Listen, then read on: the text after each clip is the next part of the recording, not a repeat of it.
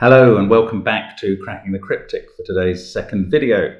And we have a colourful Sudoku on the screen here. Now, just before doing that, worth mentioning the posts of two astonishingly interesting puzzles on the community page. If you go click on Cracking the Cryptic below the video and look at the channel tabs, there's one for community. And not only has Simon posted these two puzzles there, but also there's a poll for which one you'd like us to do a video of, which has been running at 50-50 since it began. Astonishing.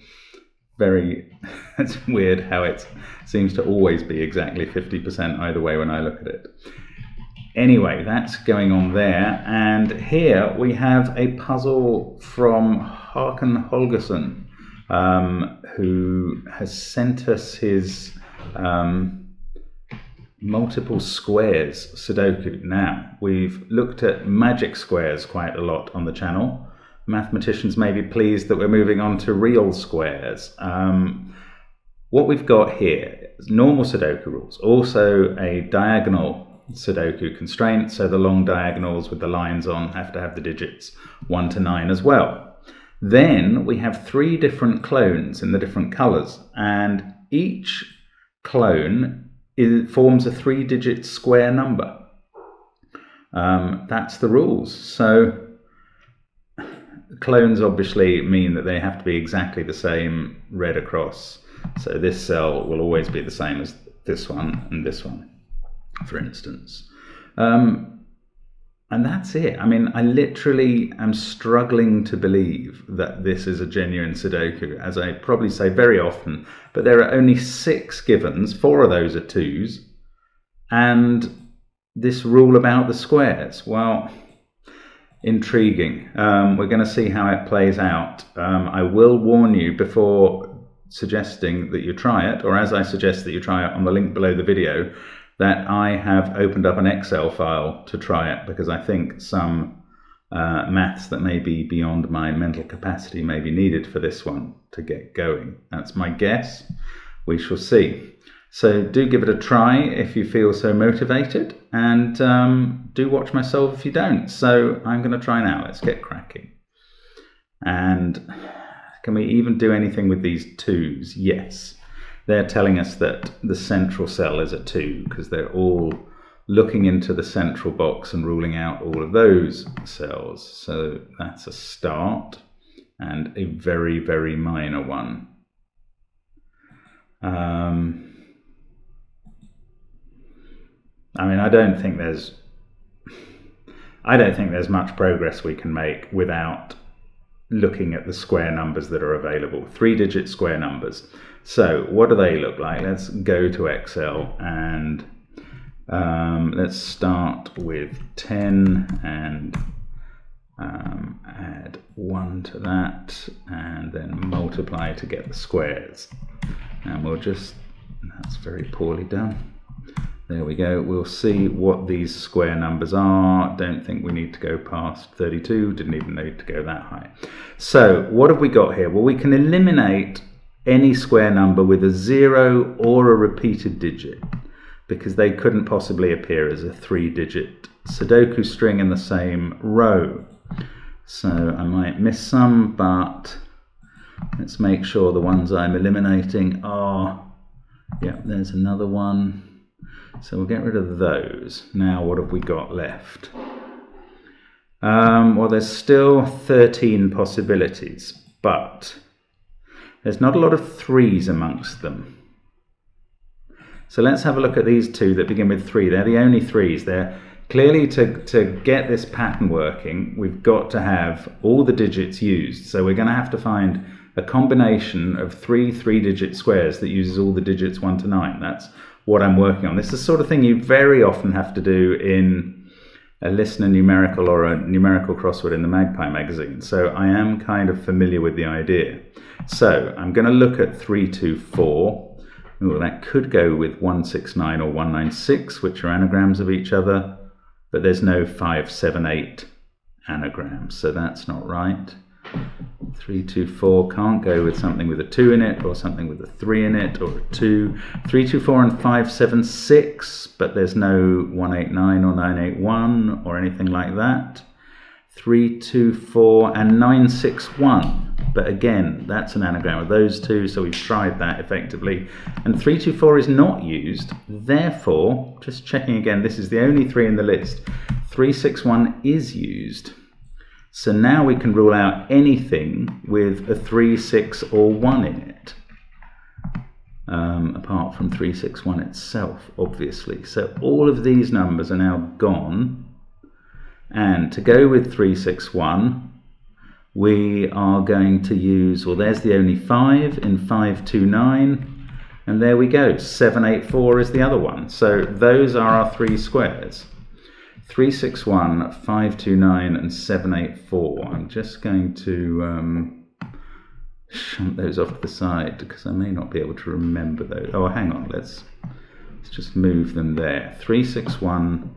Well, here we go. This one's got a 2 and a 4 in the box. So 3, 6, 1 is the orange.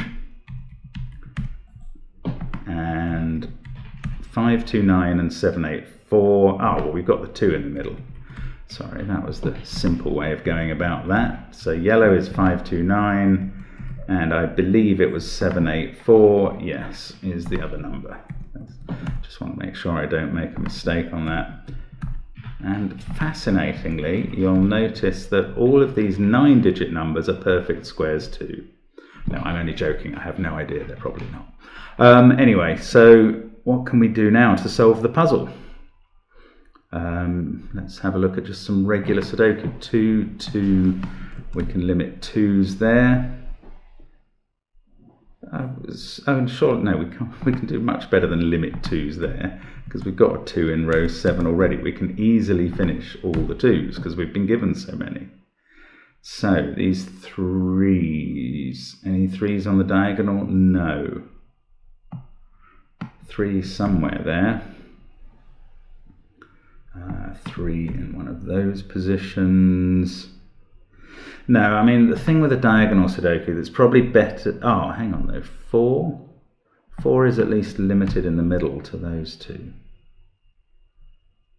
Look, 1, 2, 4, 9 down the final column with 7, 8, 3 already in the central box. So we get a 5, 6 pair and a 1, 9 there. And same thing down here, 5, 3, 2, 7 in the column, 4, 6, 1 in the box. So we get an 8, 9 pair and a 5, 7 pair. The symmetry of the grid helped a lot with that. So 4 can't be there, it's in one of these two cells. This is either 1 or 6. So up here, this is 7 or 8. 3 is down here, as we know there, from 3, 7 and 8. I should have filled in 1, 4 and 6 up there. What I was going to say is if one can find numbers in the cells that in the boxes that the diagonals go through that aren't on the diagonal, it can really constrain where they do go onto the diagonal. But of course, the way this has been set up, 5, 2, 9 have already been decided. And just naturally, by the grid geometry, you get 5 and 2 and 9 on the diagonal. It's a bit better on the other diagonal because you've got a red, yellow and a green. So maybe that's where to look. There's no repeated numbers. But this 3 that we've put in one of these two cells is not on the diagonal here. No, this cannot be a 3 because that 3 is there. I should have spotted that before, and that is very useful. Because now where is the 3 on this main diagonal? Not in this box because 3 is there. Not in this box because 3 is confined to those two cells. But we can't decide here, but at least it is on the diagonal there. That hasn't really limited things as much as I'd hoped. What about this 4 that's not on the diagonal here? Yes, and again, it is exactly symmetrical. 4 is restricted off the diagonal in both boxes 1 and 5, So it is on the diagonal down here, but similarly, no actual proof of which cell. Right, 5 there means 5 is limited up here.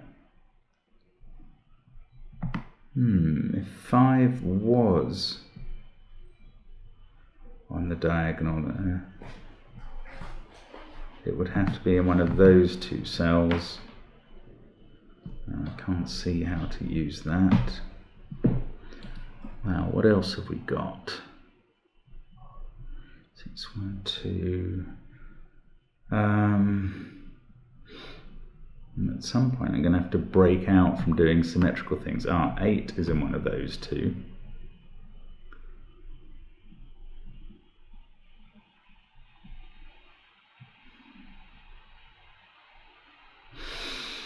Seven in the central box. Can't be in those because of the 7 at the top. That one keeps it off there.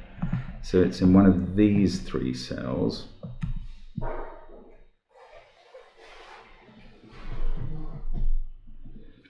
One. No, not 1. 4. Oh.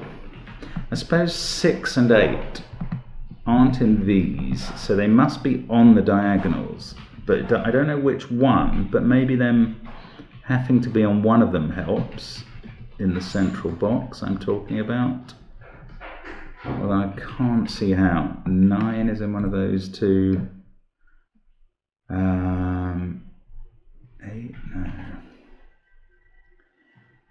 no. Tricky. Okay.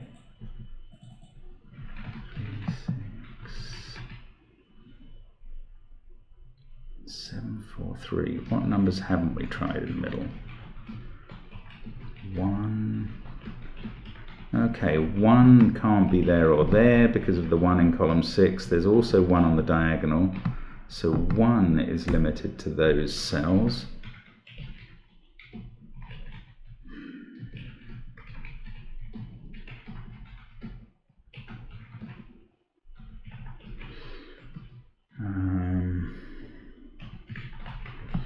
Again, not on the diagonal here, so it could be in any of those. Oh, I'm using the wrong mouse, forgot that.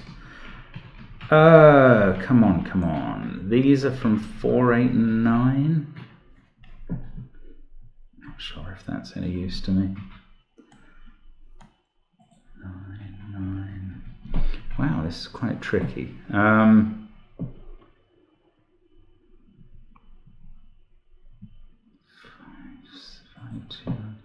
In some senses, the symmetry really isn't helping because it's just making the same deductions appear in different ways for the different sides of the grid. Okay, this is tough. 6 is in one of those 2. Not that notation, that notation. And we decided 6 is on a diagonal in the middle, so if it was on one of those, 6 would have to be here. And if it was on one of those, it would have to appear on this diagonal there. Then it's up here with the 4. That's quite possible. Ooh, it's quite plausible, isn't it? But, of course, it could be on this diagonal instead, in which case I have almost no information about it in boxes 1 and 9, so not that useful.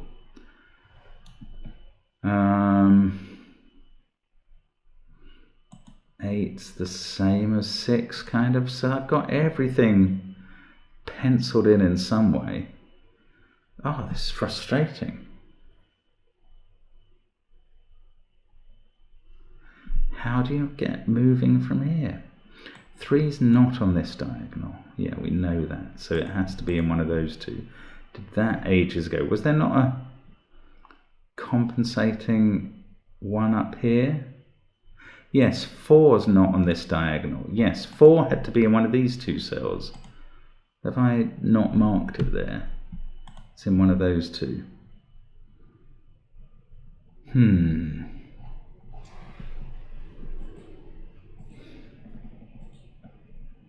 How on earth do you progress here?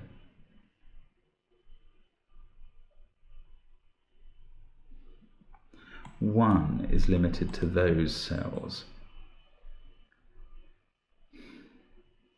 Oh, that's interesting, yes. If 1 is here in row 6, column 5, there's a 1 here in column 4.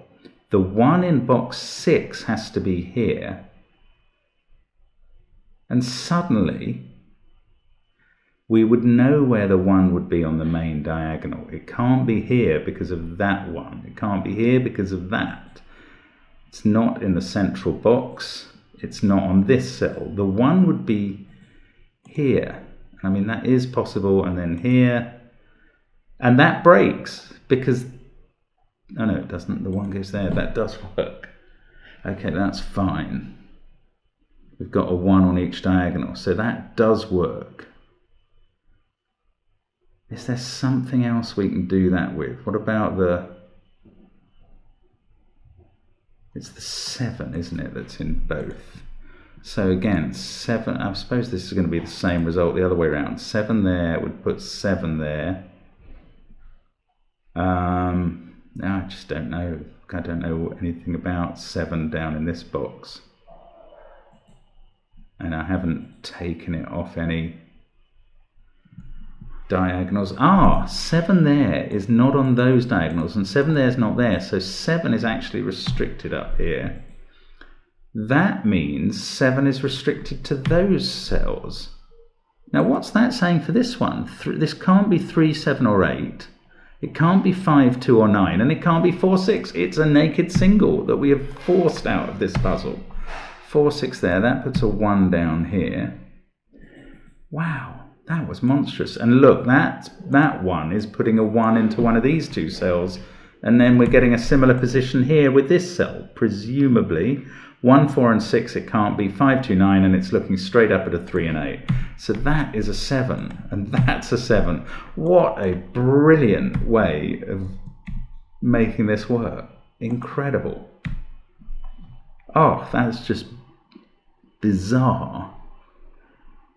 I mean, I'm sorry if you could see your way through that earlier on, but, well, I certainly couldn't, as you can tell. Now, that is interesting. Does that put 7 on this diagonal? No, not necessarily. It's on the diagonal in one of those places. Yes, and though I think this is right, on this main diagonal, where is 7? It can't be here or here because of these 7s. And it's not in this box because of that one. So it's there or there. It has to be in one of them, and they're both looking at this cell. So that's a nice little remote pair or something, giving me a 5 there. And a 7 there. That fixes 5 and 6 over here. I'm using a tone as though I'm nearly through this, and that is probably the last thing I am. But anyway, 6 there. Put 6 up at the top on one of those two. So we always knew it was going to be on a diagonal. So 6 on the leading diagonal is either there or there. Is that trick going to work again? No. No, it is not. Oh, right, we can place 7 in column 2, though. Just a regular Sudoku. That's the thing to do. Things look tricky. So that finishes most of box 1. We've got a 5 and a 6 here.